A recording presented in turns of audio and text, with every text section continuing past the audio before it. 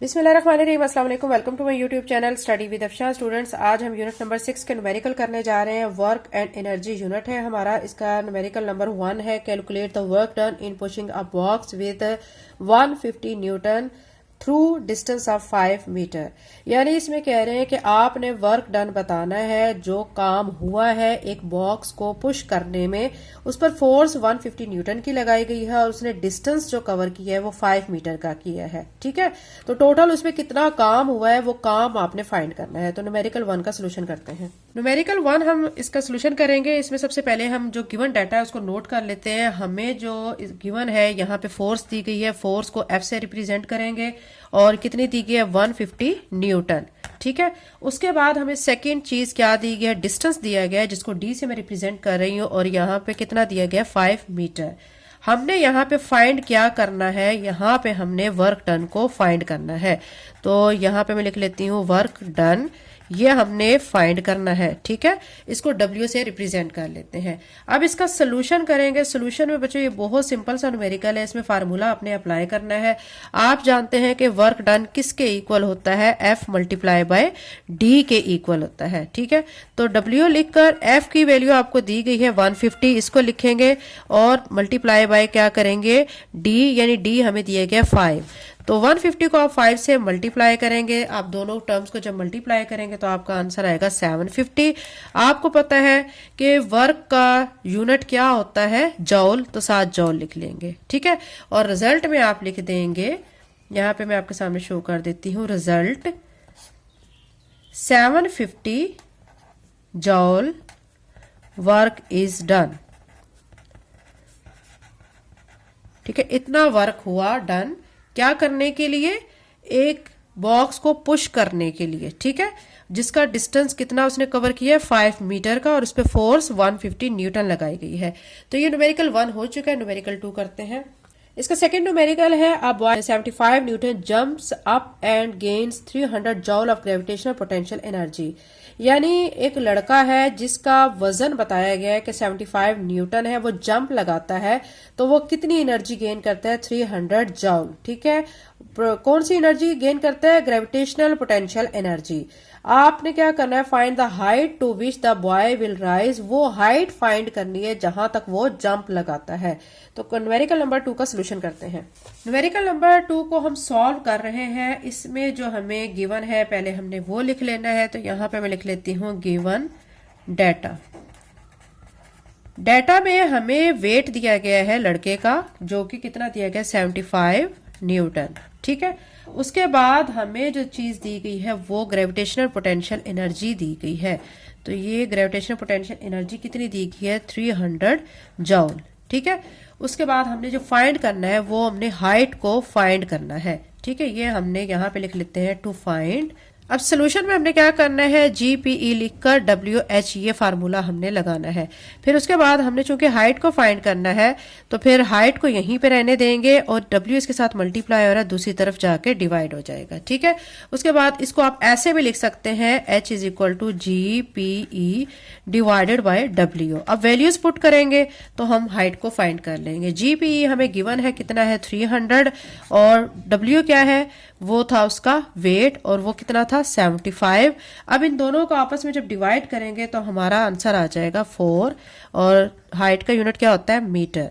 तो ये हमारा आंसर आ चुका है। न्यूमेरिकल नंबर 3 करते हैं। न्यूमेरिकल 3 में आपको कहा गया है, अ 5 kg स्टील, ठीक है, ball is dropped from the top of a 12 metre high tower. यानी एक टावर है जिसकी हाइट 12 मीटर है, वहां से एक स्टील की बॉल को गिराया जा रहा है। उसका वजन कितना है 5 kg, किसका, बॉल का। What is the kinetic energy of ball on hitting the ground? जब वो बॉल नीचे आएगी और ग्राउंड से टकराएगी तो उस वक्त उसकी काइनेटिक एनर्जी क्या होगी, with what velocity will it hit the ground, और वो कितनी कौन सी वेलोसिटी के साथ जाके ग्राउंड को हिट करेगी। इसमें आपने एयर रेजिस्टेंस को क्या कर देना है, निगलेक्ट कर देना है। तो न्यूमेरिकल नंबर 3 का सोल्यूशन करते हैं। न्यूमेरिकल नंबर 3 के सॉल्यूशन में सबसे पहले गिवन डाटा को हम शो करेंगे, जिसमें हमें क्या दिया गया, बेस जो कि बॉल का था 5 kg, हाइट दी गई थी टॉवर की कितनी थी 12 मीटर। फाइंड हमने काइनेटिक एनर्जी करनी है, जिस यानी वो काइनेटिक एनर्जी जब बॉल जाके जमीन पर हिट करेगी, और वो वेलोसिटी भी हमने फाइंड करनी है। तो ये दो चीजें हमने फाइंड करनी है। अब हम इसका सोल्यूशन करते हैं। सोल्यूशन में बच्चों आपको पता है काइनेटिक एनर्जी किसके इक्वल होती है, आप यहाँ पे लिख सकते हैं mgh के इक्वल। ठीक है, वैसे इसका फार्मूला क्या होता है, हाफ mv स्क्वायर के भी इक्वल होती है। अब यहाँ पे चूंकि gain in kinetic energy loss in potential energy के इक्वल होने की वजह से यहाँ पे हम के ई को mgh के इक्वल करेंगे। अब यहाँ पे वैल्यूज को पुट करेंगे, के ई इसी तरह लिखकर m की वैल्यू यहाँ पे 5 है, 5 लिख देंगे। g आपको पता है क्या होता है, 9.8 होता है, और h भी हमें दिया गया है 12। ये तीनों टर्म्स हमने लिख लें। तीनों टर्म्स को आपस में मल्टीप्लाई करेंगे तो काइनेटिक एनर्जी यहां से क्या आ जाएगी, 588।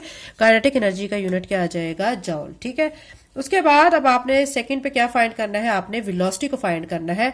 वेलोसिटी फाइंड करने के लिए आप फार्मूला काइनेटिक एनर्जी वाला लगाएंगे, kinetic energy is equal to half mv square. ठीक है, अब आपने जब ये लिख लेना है तो उसके बाद चूंकि आपने v को फाइंड करना है, तो अब बाकी टर्म्स को आप दूसरी साइड पे लेके जाएंगे, v को इस तरफ ही रहने देंगे, v स्क्वायर आपका इधर ही रहेगा और बाकी टर्म्स इधर आ जाएंगे। काइनेटिक एनर्जी ऑलरेडी इधर है, m जो इसके साथ मल्टीप्लाई हो रहा है, ठीक है, दूसरी तरफ आके क्या हो जाएगा, डिवाइड।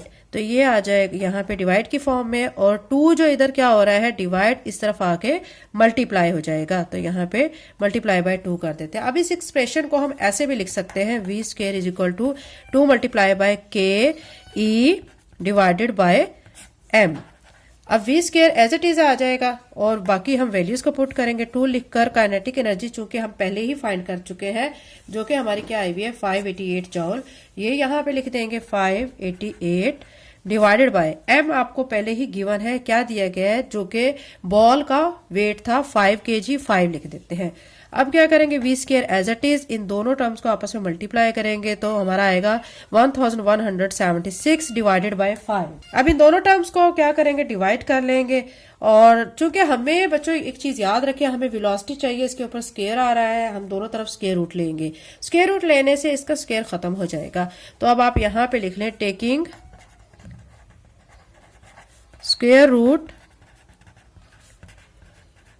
ऑन बोथ साइड्स, दोनों साइड्स पे आप स्क्वायर रूट ले लेंगे। ठीक है, तो अब यहाँ पे v स्क्वायर के ऊपर भी स्क्वायर रूट आ गया, 1176 डिवाइडेड बाय 5 के ऊपर भी स्क्वायर रूट आ गया है। इसका स्क्वायर स्क्वायर रूट से कट जाएगा तो v आ जाएगा। जब ये टर्म स्क्वायर रूट से बाहर आ जाएगी तो 15.3 वेलोसिटी का यूनिट क्या है, मीटर पर सेकेंड। ठीक है, तो ये हमारी क्या आ चुकी है, वेलोसिटी। एक हमने वेलोसिटी को फाइंड करना था, दूसरा हमने क्या फाइंड करना था, काइनेटिक एनर्जी। तो ये हमारा काइनेटिक एनर्जी का फार्मूला है, और ये जो हमने फार्मूला अप्लाई किया था, इसके जरिए हमने वेलोसिटी को फाइंड कर लिया है। और एक और हमने के ई को mgh के इक्वल पुट किया था, ठीक है, ये वाला। तो इसके जरिए हमने क्या फाइंड किया है, काइनेटिक एनर्जी फाइंड की है। यानी दो चीजें हमने फाइंड करनी थी, काइनेटिक एनर्जी एंड वेलोसिटी, दोनों को हम फाइंड कर चुके हैं। न्यूमेरिकल नंबर 3 हो चुका है। इसके अलावा बच्चों याद रखें कि मेरा एक चैनल है, ठीक है, मैथ्स विद अफशा, तो आप इसको सब्सक्राइब कर लें।